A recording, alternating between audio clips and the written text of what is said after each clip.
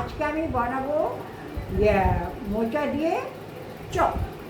এই কেটে কেটে আমি সব হলুদ জলের মধ্যে ডুবিয়ে রাখছি। আলুটা চটকে নিই, সুন্দর সিদ্ধ হয়েছে। আলুটা চটকে নিলাম, এর মধ্যে একটুখানি আদা গ্রেট করে দিয়ে অল্প একটু দেবো।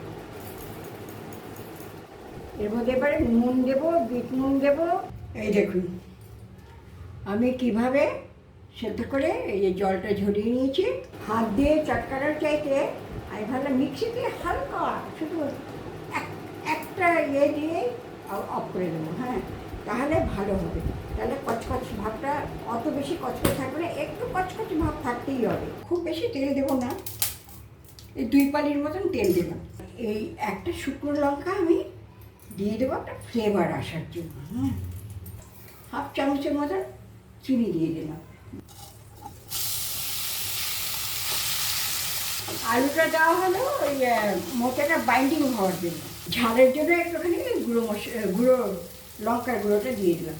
এটার বাইন্ডিং আনার জন্য আমি এই হাফ টিস্পুন চালের গুঁড়ো দিয়েই নাড়তে হবে, না দলা বেঁধে যাবে।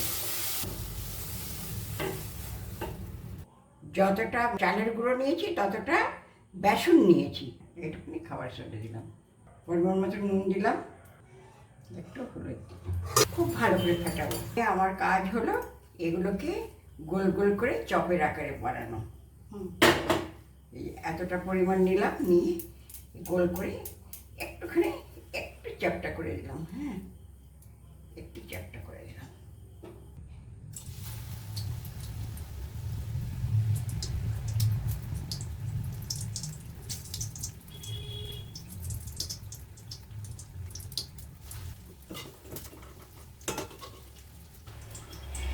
দেখুন আমার ভাজা হয়ে গেছে।